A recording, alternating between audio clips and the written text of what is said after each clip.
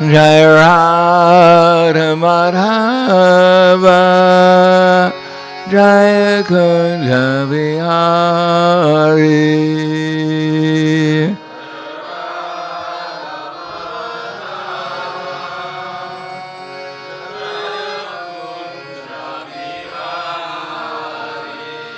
Jai Radha Madhava Jai Kunja Vihari.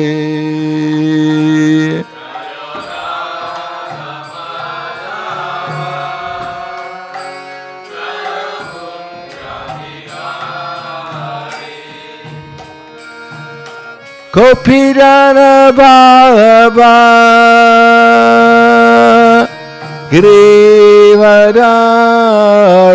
Girivadari Jaya Girivadari.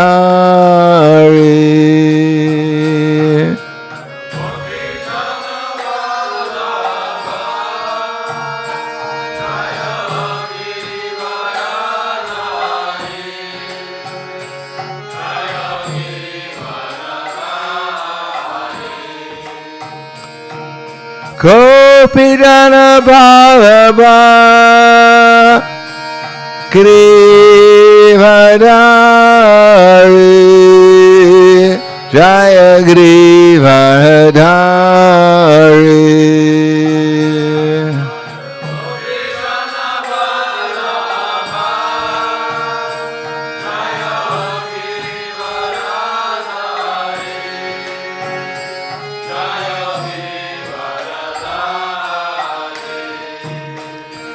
Yasodhanandana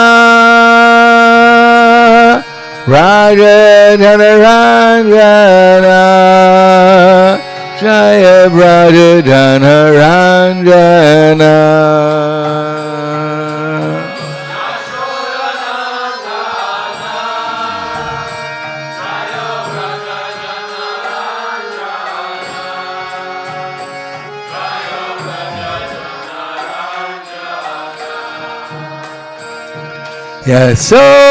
Yasodhanandana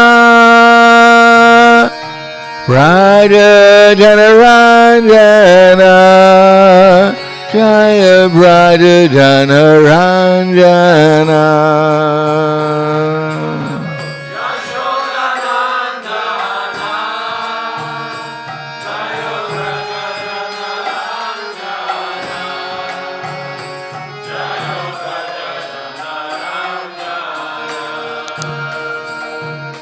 Yamuna Tiravachari Jaya Kunja Vihari.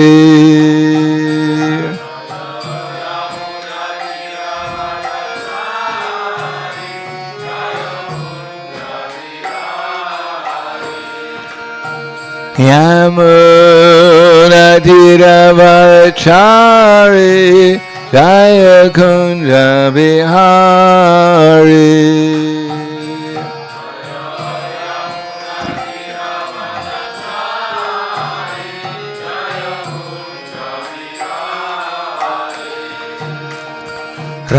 Radha Madhava Jaya Kunja Vihari.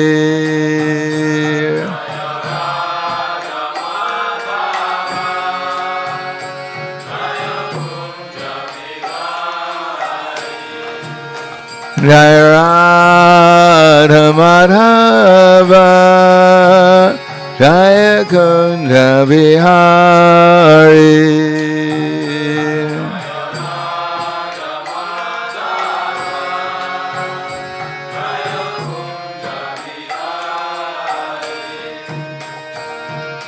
Gopidana Baba Girivadari Jaya Girivadari.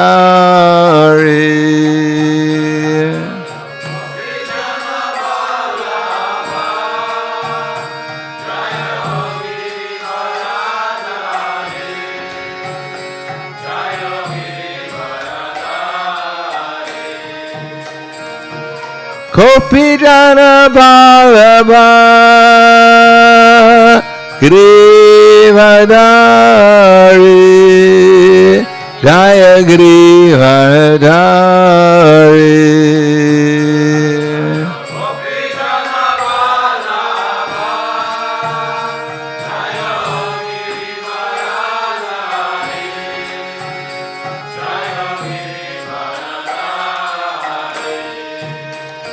Yasodanandana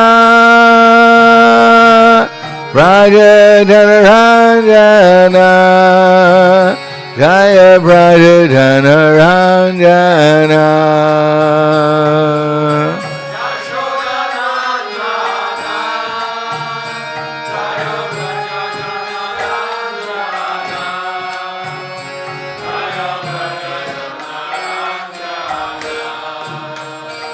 Yasodanandana Raja Dhanaranjana Jaya Raja Dhanaranjana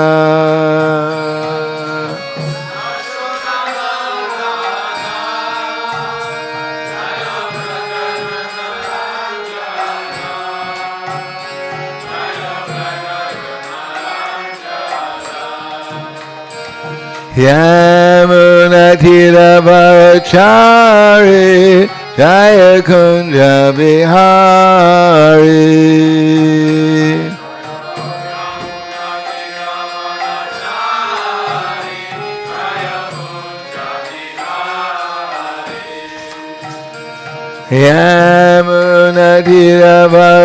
Yamunatiravarachari Jaya Kunja Bihari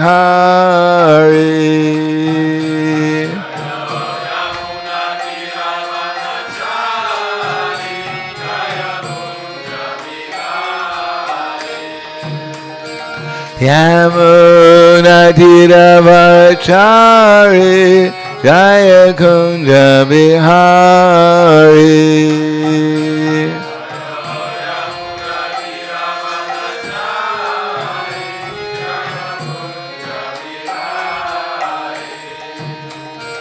Radha Madhava Jaya Kunja Bihari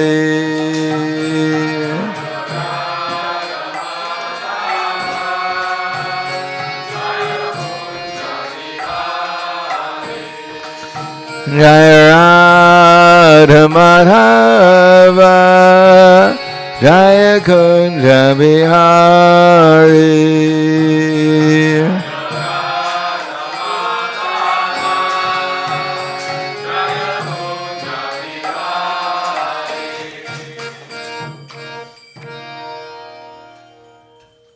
Jaya Vishnupada Paramahansa Brahmadakacharya Asadhara Situshi Shiman His Divine Grace Sri Bhaktivedanta Swami Maharaj Srila Prabhupada Ki Jai Gaur Premanande Haribol Slava Zabrani Bhaktam Slava Shri Guru Shri Gurangi Om Vishnu Padaya Krishna Prasthaya Bhute Srimate Bhaktivedanta Swami Taramane Namaste Saraswati Deve Gauravani Vicharane Nirvishesha Srinivadi Paskyatyade Siddharne Om Agana Dvirandasyya Gananjana Salakaya Chaksuram Militam Yena Tasmai Shri Guruve Namaha Shri Chaitanya Manobishtam Stapitam Yena Bhutale Swayam Rupa Kadamayam Tadati Swapadantikam Vandeham Shri Guru Shri Yuta Parakamalam Shri Guru Vaishnavam Scha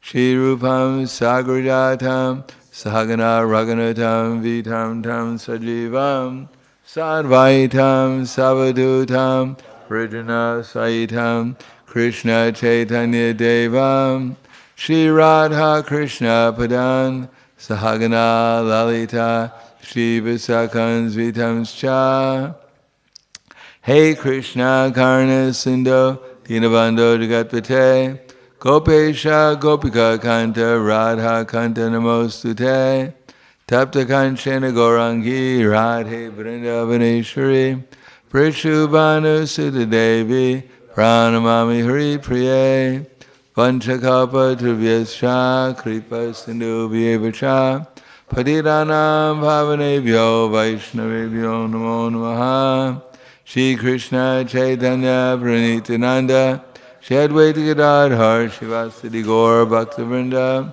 Hare Krishna Krishna Krishna Hare Hare Hare Rama Rama Rama Hare Hare Om Namo Bhagavate Vasudevaya Om Namo Bhagavate Vasudevaya Om Namo Bhagavate Vasudevaya Srimad Bhagavatam, Canto 9, Chapter 4, Ambarish Maharaj offended by Durvasa Muni, text number 22. Ije Swamedar Adijagnam Ishvaram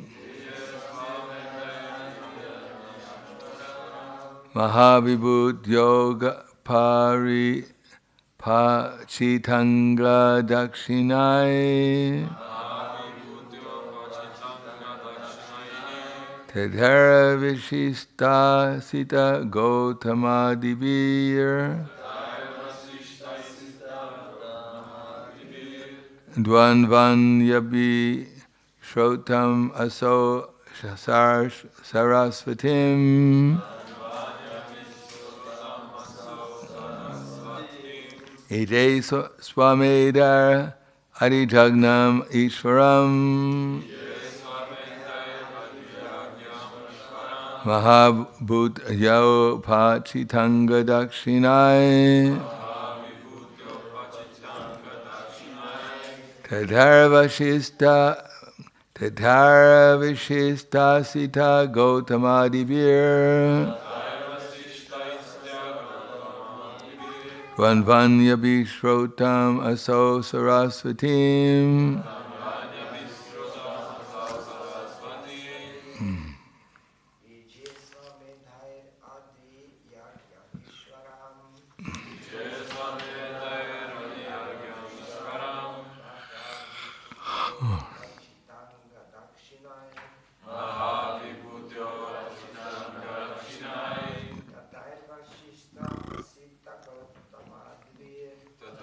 Vishista Sita Gautama Divir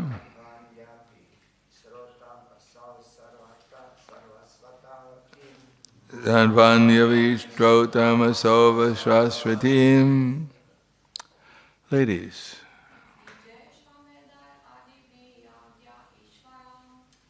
Desamadvir Edi Jagnadishwaram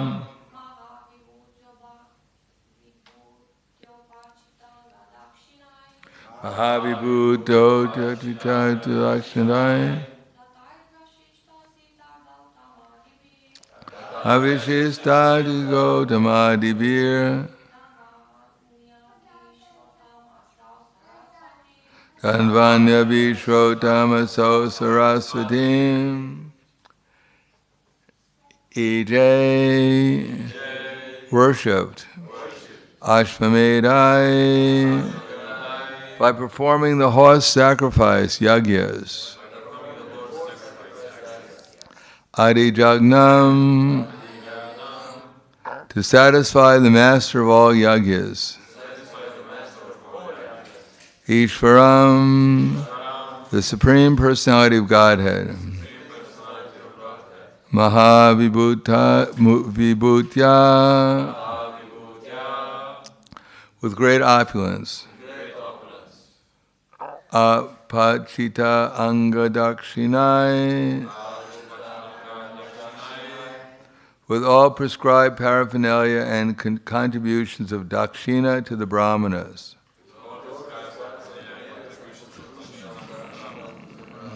Tatai, executed.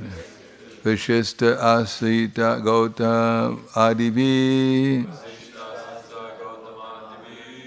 by such brahmanas as Vishista, Asita, and Gautama.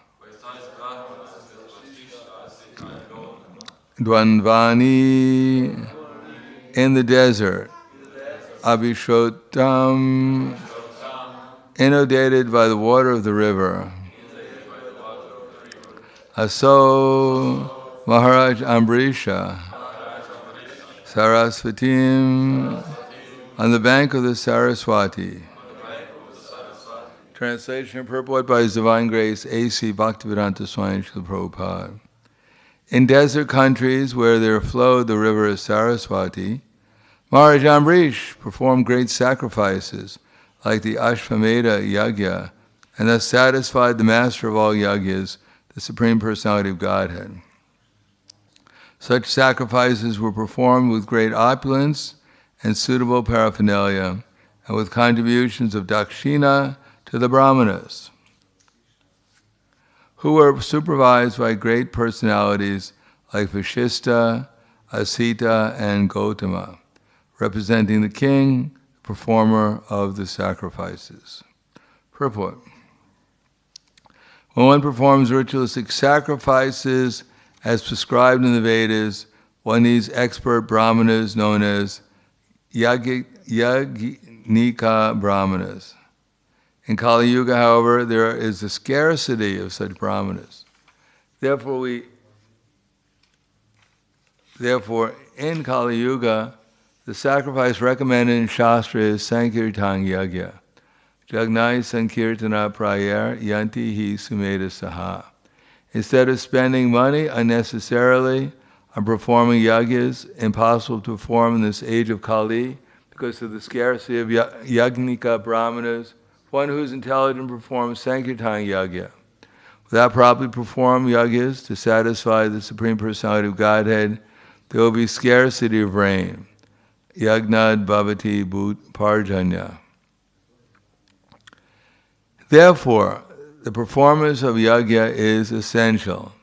Without yagya, there will be scarcity of rain, and because of the scarcity, no food grains will be procured, and there will be famines. It is the duty of the king, therefore, to perform different types of yagyas, such as the Ashvamedha Yagya, to maintain the production of food grains. Anad bhavati bhutani. Without food grains, both men and animals will starve. Therefore, yagya is necessary for the state to perform, because by yagya, the people in general will be fed sumptuously. The brahmanas and the yagnika priests should be sufficiently paid for their expert service. This payment is called dakshina. Ambarish Maharaj, as the head of the state, performed all these yagyas through great personalities like Vashishta, Gotama, and Asita. Personally, however, he was engaged in devotional service, as mentioned before. Savaimana Krishna Padara Vindayo. The king or the head of state must see that the things go on under proper guidance, and he must be an ideal devotee. As exemplified by Maharaj Ambrisha, it is the duty of the king to see that food grains are produced even in desert countries, what to speak of elsewhere. So translation again.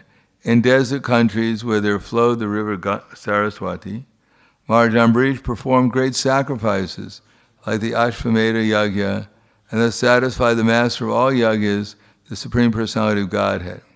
Such sacrifices were performed with great opulence and suitable paraphernalia, and with contributions of dakshina to the brahmanas, who were supervised by the great personalities like Vashishta, Asita, and Gotama, representing the king, the performer of the sacrifices.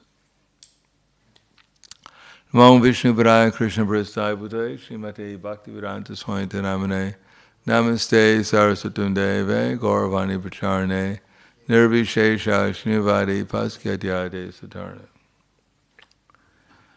In present society, people don't believe in the demigods.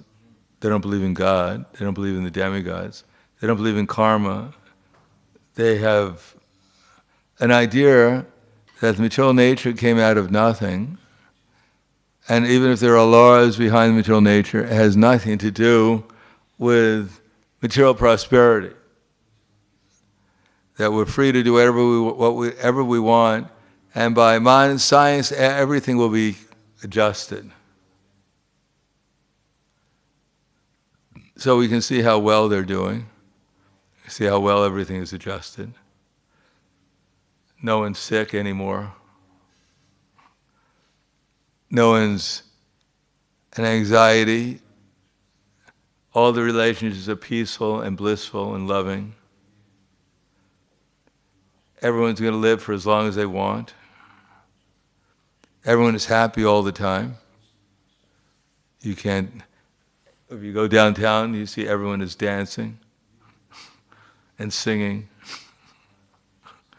because of all the wonderful things that science has done to us. After all, by the mercy of science, we don't have to see the ground anymore in most places. It's all concrete.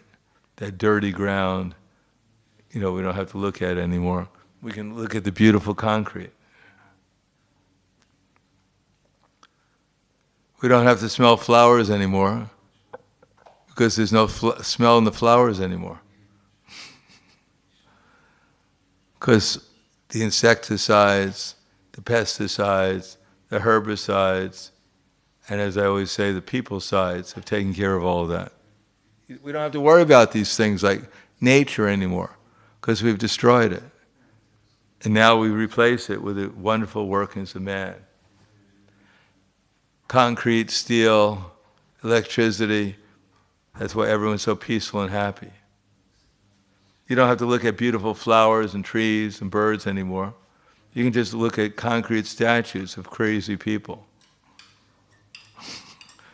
You go downtown, the bridges are full of all these horrible looking people. You don't have to see gods or demigoddesses. You don't have to see God himself. You can look at all these horrible looking people, make your mind happy and peaceful.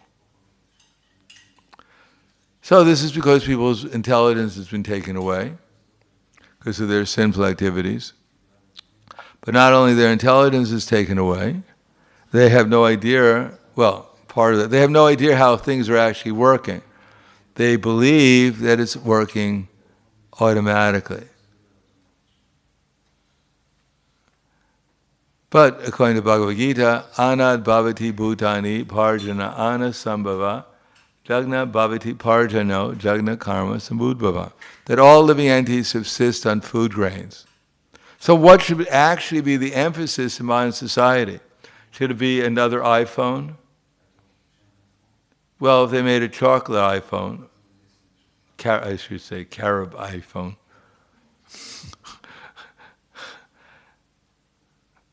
with some kind of, organic sugar. Then maybe it would be worthwhile when you get bored calling up your friends, you can eat the iPhone.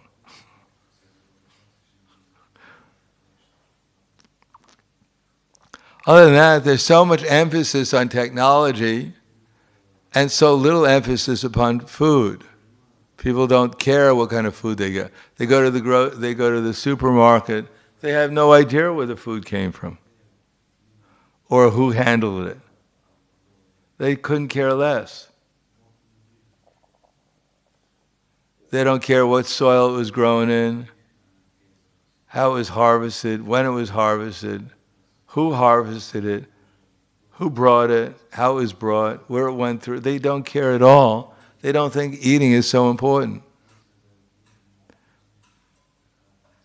Like I was doing my usually morning walk around the block here, one lady was eating her breakfast.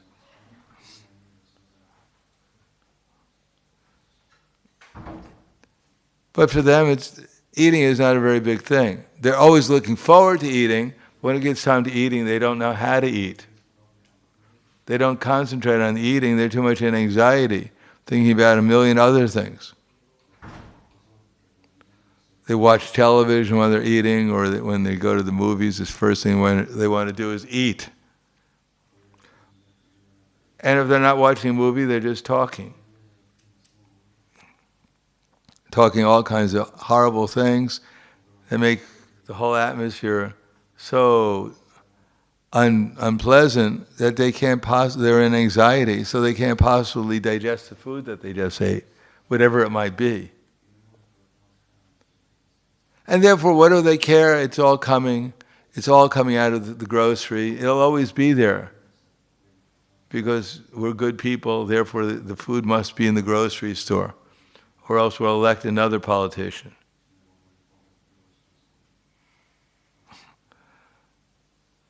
Because they have no idea that they're dependent on rain. But they don't see that there's any intelligence behind the universe. Asatyam apratishtam te, jagado horanishvaram, aparashparam sambhutyam kimanyak kamahaidugam. They say the whole world is unreal. Unreal in the sense that it just came about by some accident. There's no real God in control of it. There's no control over it. It's just happening. It just happened. Just by chance, the sun's rising exactly at a certain time every day. Just by chance, it's going down exactly at a certain time. Just by chance, all of these planets are moving their orbit. Just by chance, we're eating food, and part of it is being digested, part of it is being assimilated, part of it is being eliminated. Just by chance. It's all come about by chance. Of course, the people who have this theory, they can't create a machine that digests food. They can't create a machine that puts a little tiny sun in an orbit. Let the sun, a little tiny sun, circulate in this temple room during the day. We don't need electricity or lights. And during the winter we can have free heat. Just a little sun. We're not asking for this big sun. After all, you said it came about by accident. So by accident, maybe another little sun can come about. And maybe circulate around the North Pole and help the Eskimos. If a big sun can come about by accident, why not a little tiny sun? So what has come about by accident? And if everything came out of nothing, why aren't more things coming out of nothing? Did nothing gave all it had, which was nothing.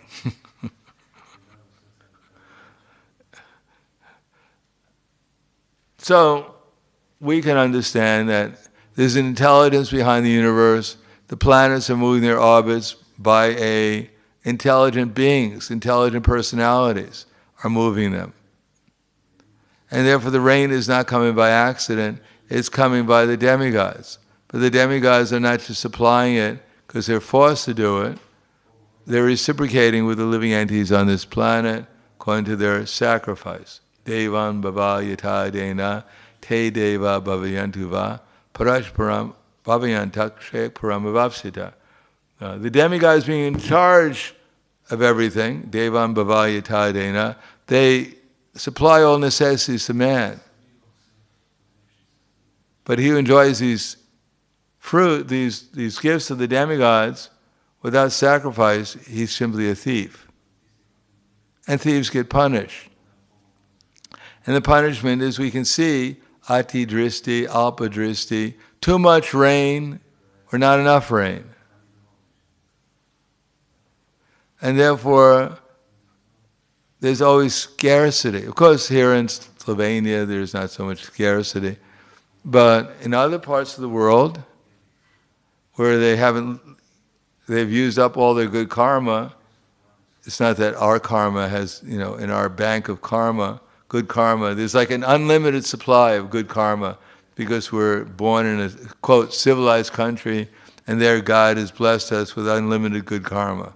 No, we only have so much good karma, and when it runs out, then we'll be in the same situation as the people who don't have such good karma.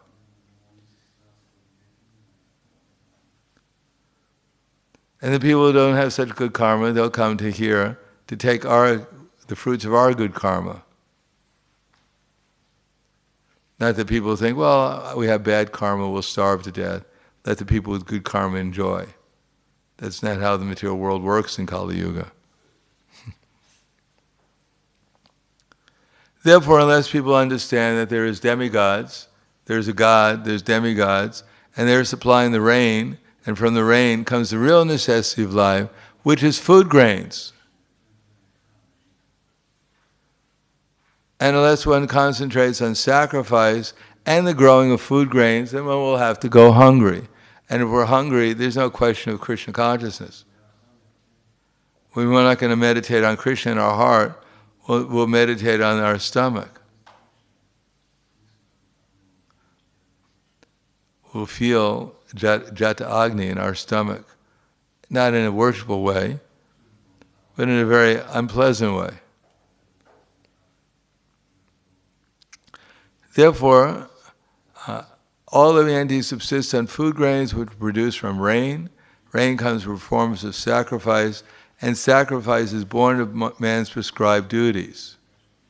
But this doesn't mean we just do anything we want. It means everyone is supposed to be, most of the people, probably 90% of the people are supposed to be working on farms. And maybe 10% of the people are supposed to be doing things like studying the scriptures and doing sacrifices. But it wasn't 100 years ago, probably 90% of the people were working on farms. And they didn't take them off the farms to educate them and empower them in the city, because in the city they're just taught all kinds of nonsense. There were no riots on the farms. There were no protests on the farms. There's nothing to protest about.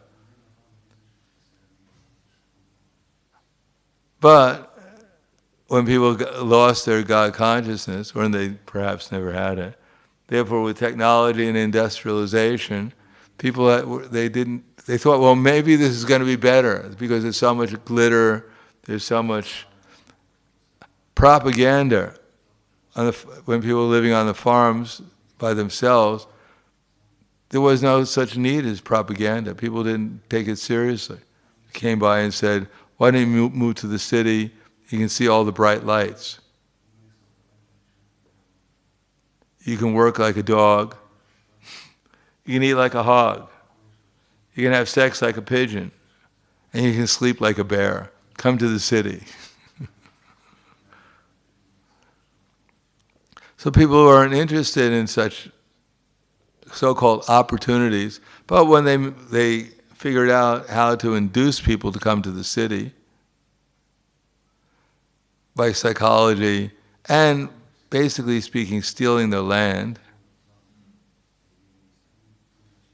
establishing so-called educational places, schools, where they brainwash the children, make it illegal for the children not to go to school, and brainwash them the glories of modern civilization. You can read history, the glory of European history and American history, how Europe gloriously exploited every other country in the world and then fought with each other, trying to kill each other while they're doing it. What a glorious history. Something to be proud of. And what were they fighting for? The Europeans went to India. What were they mainly looking for? Spices.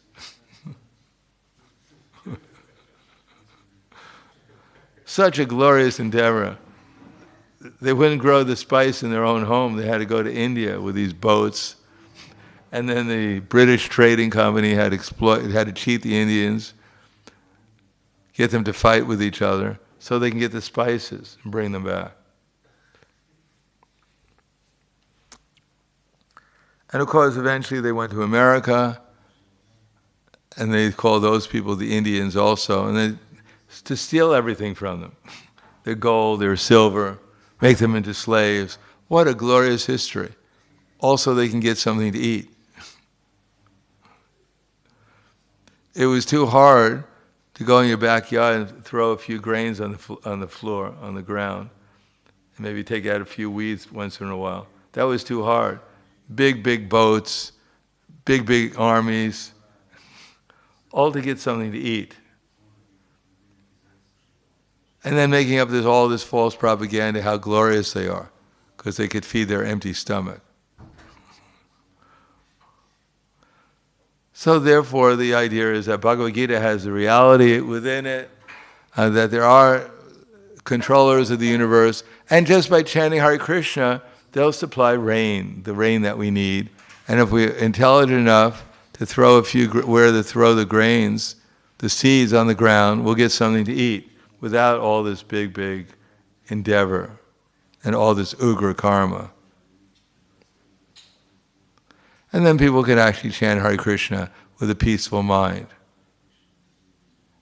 And there won't be so much envy. Oh, you got a bigger car than I have. Because you won't need cars. Who's envious? Oh, you have a bigger bullock cart than I have. Who's going to be envious? Even Maharaj Yudhisthira, he was the emperor, practically this Bhumandala. But where did he sleep at night? He didn't even want to sleep in his palace. He slept in the cowborn because it was peaceful there. And I know one billionaire, and he has a house which is 50 rooms, and every night he has to sleep in a different room because he's afraid someone's going to kidnap him. Now, how many of us are afraid that someone's going to kidnap us? What would they do with us? Another mouth to feed. Maybe they write to our parents and say, you have to give a ransom. They say, no, you can keep her. You can keep her.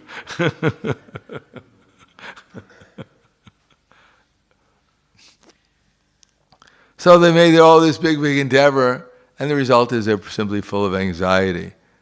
And if we come back to some natural way, some basic way of living, and then try to elevate our consciousness, then the result is we can be happy in Krishna consciousness and not worry about what's going on in the material world. So I'll stop there. Thank you. Any questions? Comments?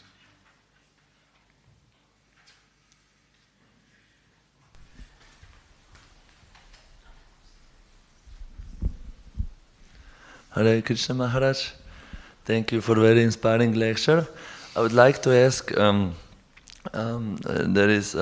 we want to go to people to inspire them, but sometimes there are good days and bad days. Sometimes people are more willing to accept our message, sometimes they're not, sometimes we cannot. How to balance everything that we'll have like every day decent day and will spread. Go back to the spiritual world. That's where you have to go. Or be in spiritual consciousness. It's not a question. You have to tolerate. We're not in charge of karma in the universe. So expecting the karma to be just the whole universe is suitable to make me happy, you're in the wrong place. We have to learn to tolerate and fix the mind on Krishna. And accept we're not the controller. See what Krishna wants us to do under these circumstances to serve him, and then do that. Thank you. Anything else? Yes, there are some questions from the internet audience, from Aduta Rai Prabhu. Baladev quotes from Kaushitaki Upanishad.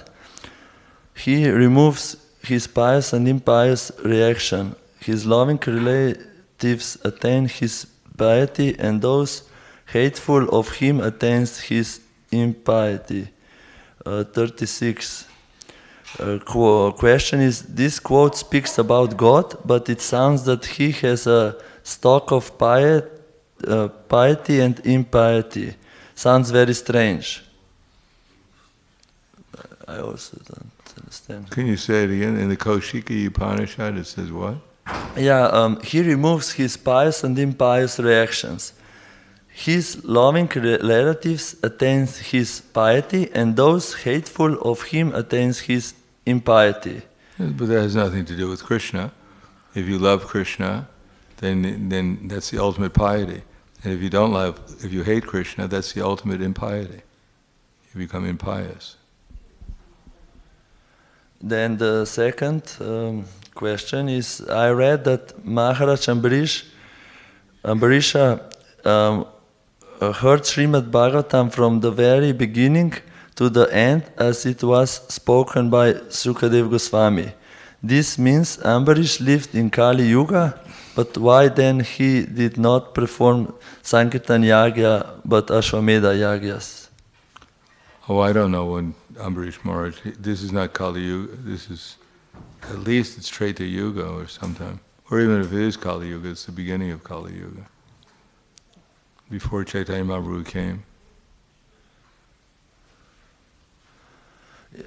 I mean, Sukadeva Goswami was, this is Parikshit Maharaj, is the very beginning of Kali Yuga.